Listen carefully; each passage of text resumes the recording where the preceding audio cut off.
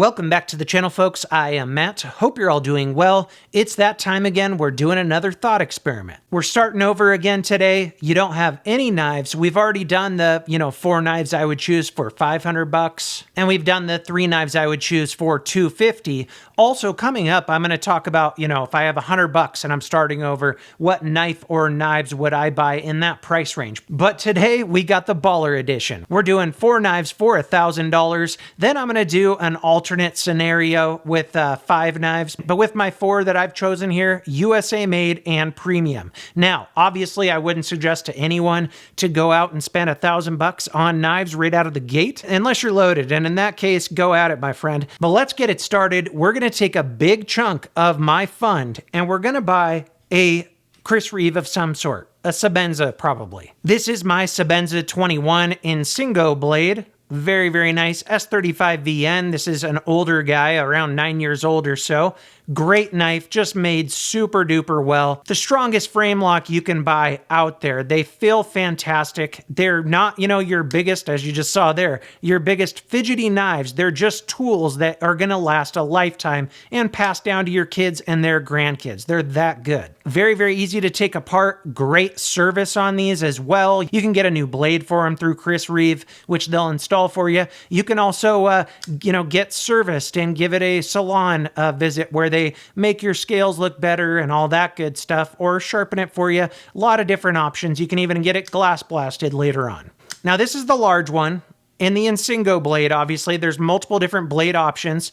And then you got the small Sebenza, which I recently got. I have a tough time choosing between these two. I would say to each their own on this one. It depends on what you're going for. This one's a little bit under 3 inches. I believe this is a little under 3.5 inches. Well, let's double check that just to make sure. Actually, a little over 3.5 inches as far as full blade. Cutting edge, a little under 3.5 inches. But it depends on you. They vary. The base edition with the small guy here is $425. I believe the base version of the larger one is $500. But for this exercise, we're going to say we're taking like $475 out of the budget. But obviously, you could spend a lot more. You could spend $600-700 on these, depending on how hardcore you go. I personally really don't mind the plain tie. It's very simple looking, but it's just classic for sure. Feels great in the hand still, but obviously if you want some inlays like the micarta here, that feels really nice too and kind of warms the grip up for you. All right, up next, I'm going with a Manix 2. If you watch my recent video on this, this is to me, the best value when it comes to USA made knives now. $180 with Magna Max steel on the base model. And I think it edges out the Bel Airs or even the stuff from Hogue because some of those prices have gone up and now we got Magna Max on the base version. And this thing is a lot of knife for that money. Made in the USA. Now I know that there's arguments now because a lot of blade steel is, the raw steel is first being produced outside of the USA, but then it's cut up, rolled, heat treated, ground, everything else is manufactured in the States. So for this exercise, we're just calling it made in the USA, but that's a whole nother video and debate. I think Outdoors 55 is sort of doing something about that right now. But when it comes to Spyderco's knives that are made in Golden, Colorado, I think that this is the best value now. I love the PM2, especially the salt version that I showed in my 4 knives for 500, video. But if you're looking at value and to try to get it within my $1,000, I think the Manix 2 has everything beat right now. It's one of those where you're kind of surprised that the pricing hasn't gone up more compared to a lot of the other stuff out there. Even the salt version, it's like $189. So if you want one that's a little bit lighter, because it's got skeletonized scales. This one's a little more heavy duty. I would go with the Salt, but if you like the Magna Max version here, go with this guy. And maybe down the road, you can change out the scales. I'm gonna do a video on the AWT scale swap on this here soon too. But as is, it feels great too. It feels like a nice hard use knife. If you want something even bigger than this, check out the Manix 2 XL. This blade's around 3.4 inches, I believe. The Manix 2 XL is like 3.8, 3.9 inches. For me, I'm totally fine with this size, but some people I know love bigger knives and definitely go with the XL version then. I think that one's a good value as well for what you get. Next up, I'm going with a fixed blade here, and for the money, made in the US, I think Dawson Knives is one of the best. $180 for the Dawson Knives Companion here. They do have larger fixed blades as well for, still around that 200 range. I think some of them are still under 200. And this one's definitely got more of a hard use feel to it compared to a lot of other EDC fixed blades out there. They do make these in MagnaCut now as well. This one is in their ADCR V2 steel, which a lot of fixed blade guys like because it's super duper tough, very easy to sharpen, when you're out in the field. But there's other steel options as well.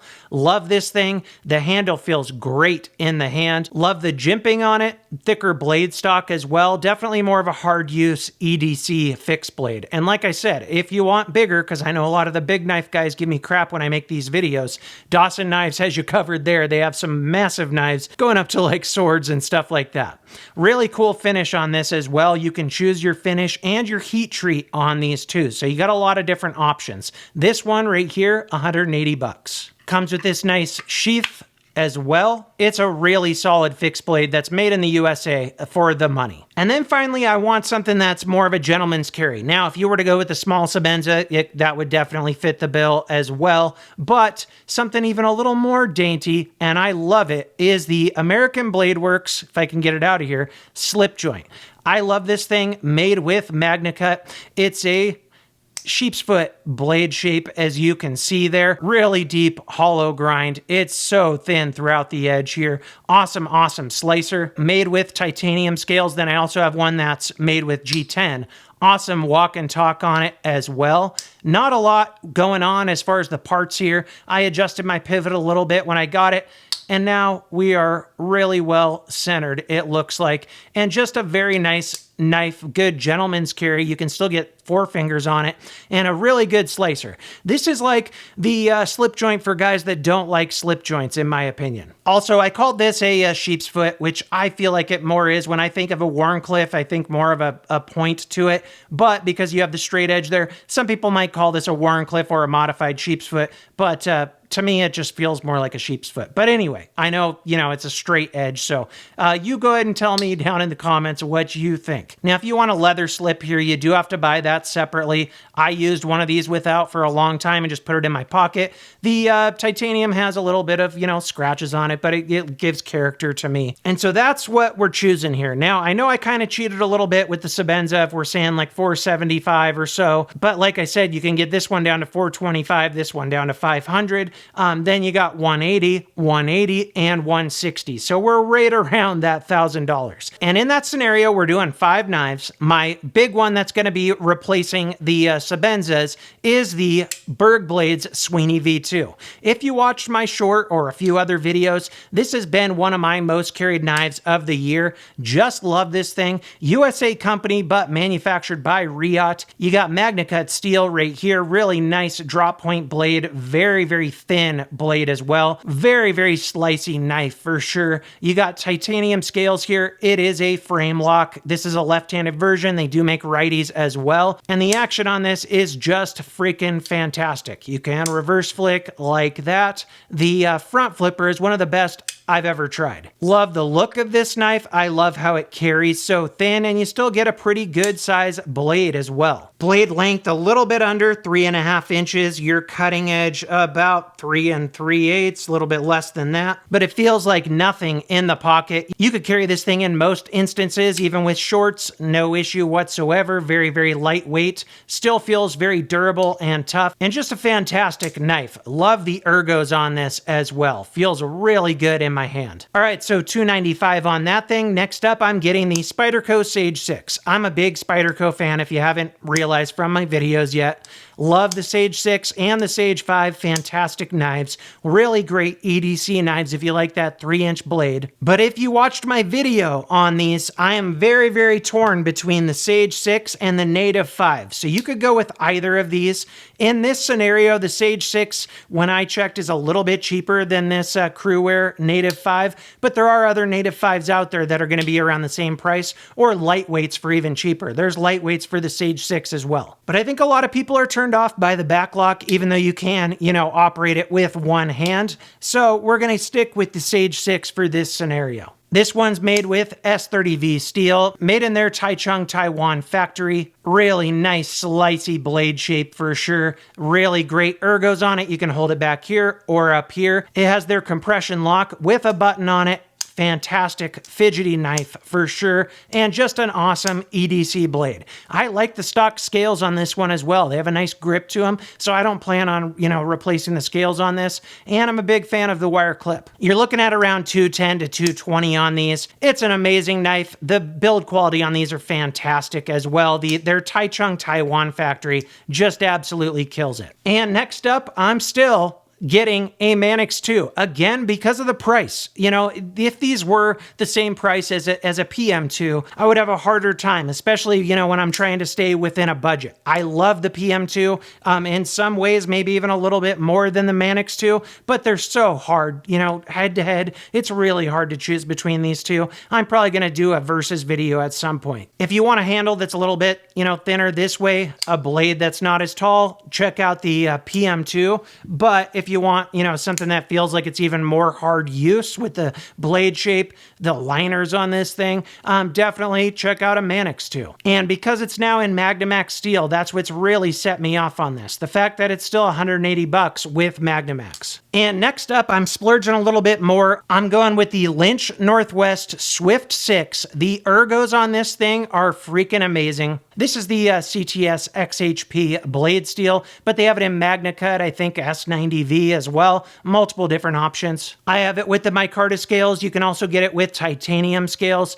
Just fits great in the hand and still disappears in the pocket. Nice sheath as well. I do wish that it had a little more of a click to it though, but you can get leather sheaths for it. But this thing, just the ergos are insane. Very, very slicey blade shape as well. Kind of a reverse tanto, modified sheep's foot there, but they're like $280, so definitely more than the Dawson knives that I showed earlier. And then finally in this scenario, I got a budget banger, the Miguron Karok.